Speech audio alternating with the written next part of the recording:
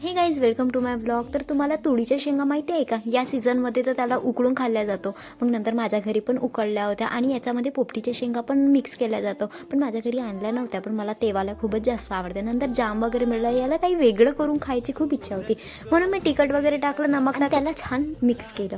मग नंतर मिक्स केल्यानंतर तर बघू शकता तुम्ही कसं वाटत होतं आणि खायला तर खूप टेस्टी वाटत होतं. तुम्ही पण ट्राय करा घरी. जास्वंदची फुलं तर बापांचे खूप फेवरेट असते असं म्हटलं जातं. तर थोडं तारक मेहता का उलटा चष्मा वगैरे बघून घेतला आणि ओल्ड एपिसोड कोणाकोणाला आवडते, मला खूप आवडते. मग नंतर हे बॅटर दिसलं अप्प्याचं, मग नंतर गॅस वगैरे ऑन बनवायला लागली. मग नंतर अप्पे कोणाकोणाला आवडते, मला आवडत तर नाही, पण घरी असल्यावर काही काही खायची खूप इच्छा होते, म्हणून मी बनवून घेतले. त्याच्यावर प्लेट ठेवून मग त्याला शिजवायला ठेवून दिले.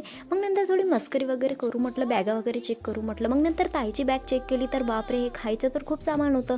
मग नंतर हे रिंग विंग काय काय आणलं होतं, काल मार्केट होता, नंतर तिथूनच आणलं असं मला असं वाटत होतं. माझ्यासाठी तर काहीच नव्हतं आणलं. मग नंतर मी रात्री मम्मीला म्हणणार, आणि मी किती छान सिस्टर आहे, मला इतकं दिसूनही मी एकही दाणा खाल्लेला नाही. मग नंतर यूट्यूबवर गेली, मी माझे व्हिडिओज बघायला लागली. आणि हां, नक्की माझ्या यूट्यूब चॅनलला सबस्क्राईब करा आणि कमेंट शेअरसुद्धा. नंतर माझे अप्पेसुद्धा रेडी झालेले होते आणि तुम्ही बघू शकता किती छान दिसत होते. घरी असलं की भुकट बनणं इज माय परमानंट हॅबिट. आणि खरंच मला घरी असलं ना इतकी भूक लागते की बाहेरही मला तितकी भूक लागत नाही. मग नंतर मी थोडंसं खाऊन पिऊन घेतलं. आता तुम्हीही खा आणि दुसऱ्यांनाही चारा. भेटूया नेक्स्ट व्लॉगमध्ये. Bye bye.